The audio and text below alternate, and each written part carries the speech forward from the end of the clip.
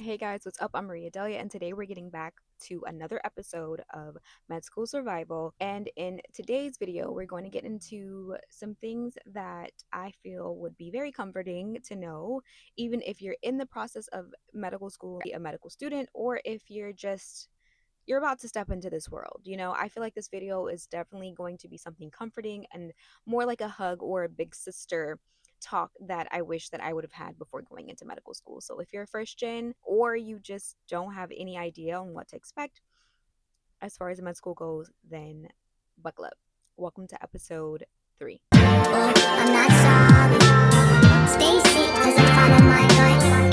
They say I was pushing my luck. Nah, I'ma push me a all black truck. Okay, so episode 3, let's talk about the things that no one warned you about when it comes to medical school. And I don't mean the obvious stuff like the workload or how many exams you have to study for. I'm talking about the emotional shifts, the identity changes, the things that just have you sit back like, wow, I'm really doing this. And this is what they mean when they say it's so hard. I was not prepared for this part. So, again, if you're applying, about to start medical school, or even currently on the journey with me, then this video is for you and hopefully provides a little bit of comfort. Okay, so the first thing that we're going to talk about is this feeling of always feeling like you are behind. Even when you're doing well, it is very, very possible to still feel like you are behind. You could be honoring everything and you still have this feeling of, I should be doing something. And that's because medical school creates this environment that makes you feel like you're not doing enough. I don't know what it is about it, but it can do that. You can study for hours and still feel like you're missing something. You can do well on an exam and still feel like you're missing something or that you should have done more. And the facts of the matter is, you're not failing, especially if you're passing your exams. It's simply that there is a large volume of material and you're having to get through it in a short amount of time. The volume of material is, quite frankly, impossible to conquer in that short amount of time. So you can just do your best. And I like to think that this feeling is universal. It's not just you feeling it. You'd be surprised on how many people within your cohort probably feel just as behind as you, even though they're doing absolutely everything that they possibly can to get through it and doing well. The other thing that I wish that a big sister or someone would have told me is that your study style is going to change. And it doesn't mean that the way that you did things before wasn't great or it didn't work well. I mean, you honestly could have been a straight A student like myself, and you got through by rereading or writing notes, and those things worked really, really great. But when you have such a great volume of material being presented to you, rewriting that many notes is just almost impossible, especially if you have exams every 2 weeks. So, like I said, you might have been a straight A student your whole life, and you might have only needed to reread and write your notes, and that was good to go. And then suddenly you get to medical school and you're like, whoa, this approach is not going to cut it. And if you're feeling this way, it simply just means that this level of content demands a different approach. So be flexible, be adaptable, try some new things, and be okay with the fact that you're evolving. You in medical school will continue to evolve throughout this entire process in more than just a academic way. The evolution can feel uncomfortable, but just go with it. I promise you're going to come out on the other side if you just trust that this is all a part of the process. Okay, so let's talk about friendships.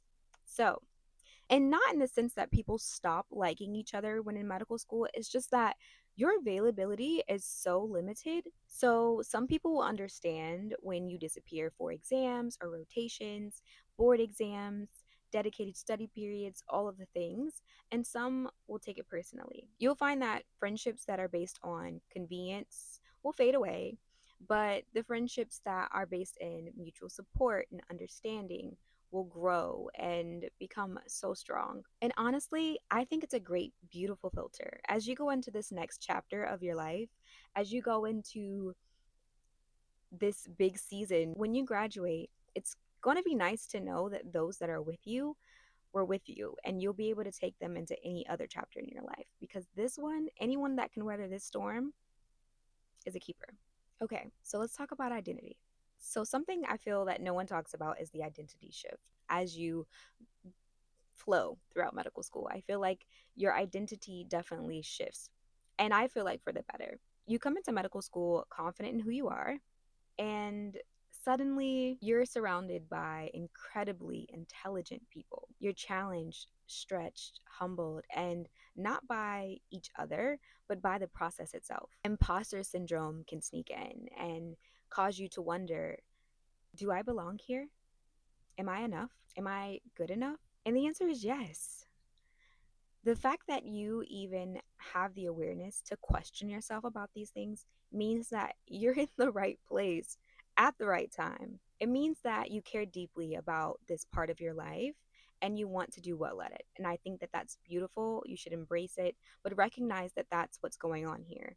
This matters a lot to you. You want to do well in it, and that's a strength, not a weakness. Okay, next up, there will be days where you are straight out exhausted mentally, physically, emotionally, and you will still have to show up. Med school teaches you how to do it tired. Med school teaches you how to function tired. Not because you want it, but because sometimes that's the reality. And if that's you throughout this process, I hope that you take away this doesn't mean that you don't have what it takes. This doesn't mean that you are not capable. This simply means that you are human. And then, lastly, the biggest thing that no one tells you is that you need a support system. When you are going through medical school interviews, that is at least for me, this was one of the questions I didn't quite understand why they asked me so much, especially being a mom, having a little one. I didn't quite understand why I was being asked this question. And now that I'm in the process, I get it. You need a support system. You cannot do this alone. You need friends.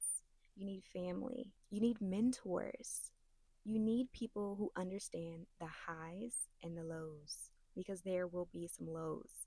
Your community becomes your survival. So, yeah, those are the things that I wish that someone would have told me as I embarked on this journey and to being a doctor, to being a physician. I wish I would have known this before medical school, not to scare me in any way, shape, or form, but just to prepare me for what lied ahead.